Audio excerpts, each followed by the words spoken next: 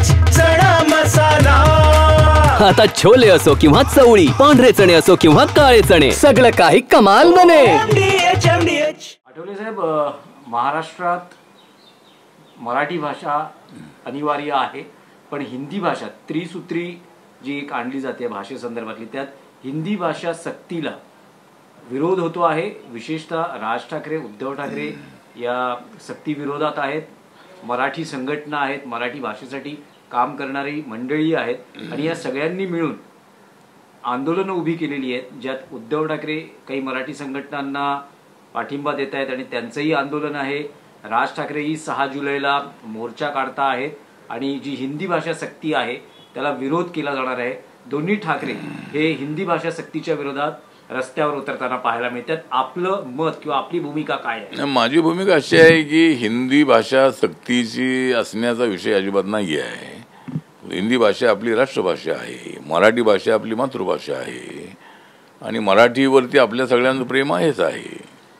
उद्धव ठाकरे किंवा राज ठाकरे किंवा मराठी भाषेवर प्रेम करणारे सगळे लोक आहेत, त्यांचं म्हणणं जे आहे की बाबा हिंदी भाषा जी आहे ती सक्तीची करू नये, तर काय सगळे विषय हिंदीमध्ये शिकवणार आहेत असं अजिबात नाही आहे। एखादा विषय फक्त हिंदीच असणार आहे। जसं आम्ही शिकत असताना आम्हाला इंग्लिश शिकवत होते, आम्हाला इंग्लिश शिकवायचे, तर मला असं वाटतं की हा जो विषय आहे हा विषय हिंदी शिकवण्याला विरोध करण्याची भूमिका जी आहे ही भूमिका संविधानाच्या विरोधामधली आहे। मराठी भाषा आपली असलीच पाहिजे, तिला धक्का लागता कामा नये, परंतु सक्तीची म्हणजे एखादा विषय फक्त असणार आहे त्या ठिकाणी सगळे विषय काय मग मराठीमधून न शिकवता हिंदीत शिकवायचे असं अजिबात नाही आहे। त्यामुळं मग मला असं वाटतं की माननीय देवेंद्र फडणवीस यांच्या सरकारने यांच्या दबावाखाली येऊ नये आणि मराठी भाषा जी आहे ती मराठी भाषा आहेच आहे। मराठी आम्ही शिकलेलो आहोत, मराठीमधून आम्ही शिकलेलो आहोत, पण आता मी अमेरिकेत 2 वेळेला जाऊन आलो, तिथे इंग्लिश बोलायला आल्याशिवाय तिथं आपण कुठं फिरू शकत नाही। त्यामुळं इंग्लिशसुद्धा आली पाहिजे, हिंदीसुद्धा आली पाहिजे। आणि मुंबईमध्ये राहणारे मी साऊथ इंडियन पाहिलेले आहेत, नॉर्थ इंडियन पाहिलेले आहेत मुलं, तर ती मुलं अस्खलित मराठी बोलतात तिथं राहणारी। त्यामुळं मराठी सगळ्यांना आलं पाहिजे ही गोष्ट खरी आहे, पण या त्रिसूत्रीला विरोध करणं हे संविधानाच्या विरोधामध्ये आहे असं आपलं मत आहे। त्यामुळं उद्धव ठाकरे, राज ठाकरे यांना आंदोलन करायचं असेल त्यांनी करावं, परंतु मराठीला धक्का लागता कामा नये ही आमची भूमिका आहे। परंतु एखादी हिंदी भाषा, हिंदीचा एखादा विषय किंवा हिंदीचे शिकवणं जे आहे एखादा विषय तर तो असेल तर मला वाटतं की त्याला विरोध करणं योग्य नाही असं माझं मत आहे आणि त्रिसूत्रीला माझ्या पक्षाचा पूर्णपणे पाठिंबा आहे। आठवले साहेब, तुम्हाला असं वाटतं का की मराठी भाषा हा मुद्दा मध्यंतरीच्या काळात चर्चा होती की राज ठाकरे, उद्धव ठाकरे एकत्र येऊ शकतात, तर मराठी भाषा आणि हिंदीची सक्ती याला विरोध या मुद्द्यावर 2 ठाकरे बंधू एकत्र येऊ शकतात का भविष्यात किंवा येणाऱ्या नजीकच्या काळात? मला वाटतं की आता दोघांच्याकडून पॉझिटिव्ह अशी भूमिका मांडली जाते, कधी कधी एकमेकाचा विरोधी होतो आहे, परंतु हे 2 भाऊ एकत्र येतील असं वाटत नाही, कारण दोघांच्याही मनामध्ये मोठी आडी आहे।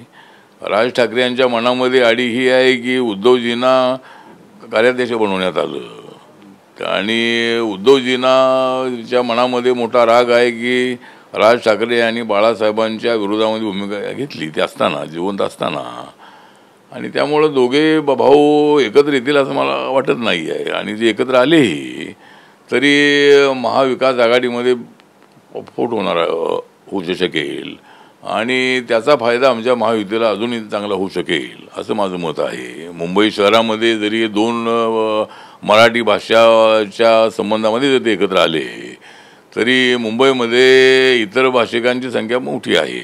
त्यामुळे मराठी बोलणाऱ्यांच्या मुद्द्यावर जर ते दोघे एकत्र येत असतील तर बहुभाषिक लोक त्यांच्या विरोधामध्ये जातील आणि मराठी लोक आमच्यासोबतही आहेत, मराठी लोक आमच्यासोबत आहेत आणि इतर भाषिक लोक आमच्यासोबत आहेत। त्यामुळे मुंबईची महानगरपालिका जी आहे ती आमच्या महायुतीला जिंकण्यामध्ये अजिबात अडचण येणार नाही।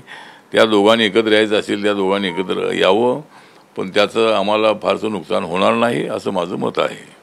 आठवले साहेब, स्थानिक स्वराज्य संस्था आणि महत्त्वाचं म्हणजे मुंबई महापालिका निवडणुकांचे पडघम सुरू झाले आहेत आणि महायुतीत समन्वय समितीच्या बैठका होत आहेत, 3 पक्षांमध्ये कोऑर्डिनेशन सुरू झाले।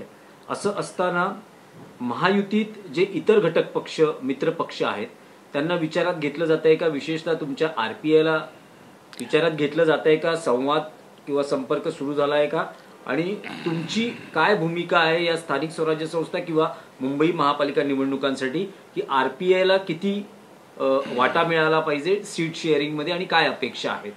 एक तर असं आहे की महायुतीमध्ये रिपब्लिकन पक्ष नक्कीच आहे, पण तो आहे असं लोकांना दिसत नाही आहे. हे 3 पक्षांचीच त्यांची समन्वय समिती आहे. त्याच्यामध्ये इतर जे मित्रपक्ष आहेत त्यांनाही घेतलं पाहिजे, आणि इतर मित्रपक्ष आहेत ते काही जिल्ह्यापुरते किंवा काय असे मर्यादित आहेत. रिपब्लिकन पक्ष हा सर्व महाराष्ट्रभर आहे. छोटा असला तरी आमचा पक्ष हा ताकदवार असणारा पक्ष आहे, पण आमच्या पक्षाला विचारामध्ये घेतलं जात नाही अशी परिस्थिती आहे. आमच्या स्टेट कमिटीच्या एखाद्या पदाधिकाऱ्याला समन्वय समितीमध्ये घेतलं पाहिजे, आणि येणाऱ्या महानगरपालिकेच्या निवडणुका ज्या आहेत आणि जिल्हा स्थानिक स्वराज्य संस्थांच्या निवडणुका ज्या आहेत त्या महायुती म्हणून लढाव्यात असं आपलं मत आहे. आणि मुंबईची महानगरपालिका तर आम्ही सगळ्यांनी एकत्र आल्याशिवाय या ठिकाणी जिंकणं अवघड होऊन जाईल. त्यामुळे जर आपणाला आपला झेंडा फडकवायचा असेल तर 3 पक्ष आणि RPI आम्ही चौघांनी तरी या निवडणुकीमध्ये एकत्र येणं अत्यंत आवश्यक आहे असं माझं मत आहे, आणि RPIला विचारामध्ये घ्यावं अशी माझी सूचना आहे.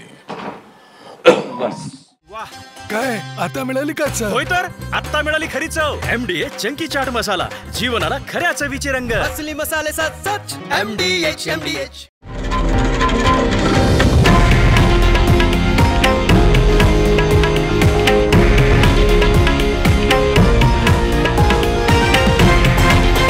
हे आहे देशातील नंबर 1 न्यूज नेटवर्क आणि आपण पाहत आहात TV9 मराठी, एकमेव.